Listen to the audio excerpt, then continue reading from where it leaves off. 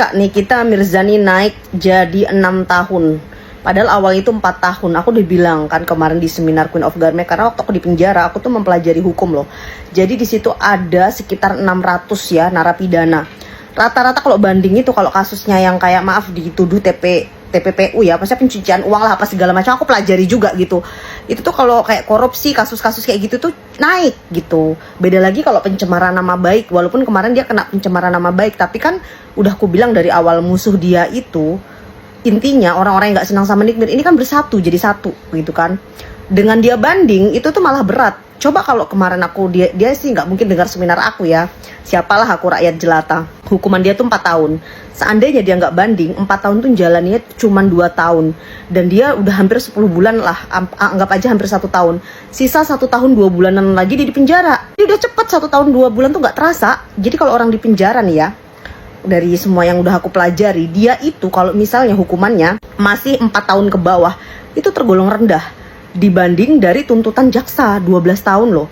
Jadi aku udah bilang kemarin di seminar aku, kalau kita itu dikasih hukuman 4 tahun ke bawah, udah nggak usah banding, jalani aja di penjara. Apalagi sekelas Nikita Mirzani, tinggal 1 tahun 2 bulan lagi, itu nggak terasa guys. Apalagi teman-teman artisnya ngasih dia makan, apa segala macam, bisnisnya masih jalan.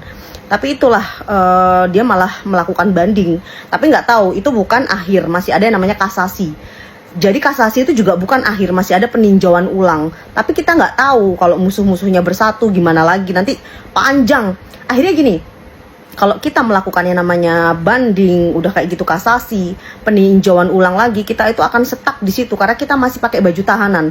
Apa yang dirugikan? Nggak dapat remisi, karena kita masih menunggu kepastian hukum. Jadi kalau menurut aku pribadi, banyak temanku dulu ngeyel ya, dia tuh banding, kasasi, peninjauan ulang.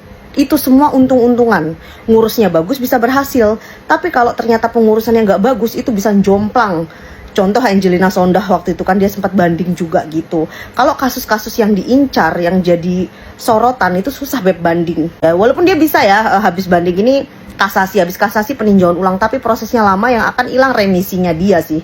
Dengan seiring berjalannya waktu dia nunggu sampai kasasi, peninjauan ulang, bisa sampai 7 bulan, 8 bulan. Sama dengan dia nunggu, tapi ya udahlah. Kadang-kadang kita nggak pernah tahu sih, cuman aku sayangkan banget hukumannya langsung lebih naik.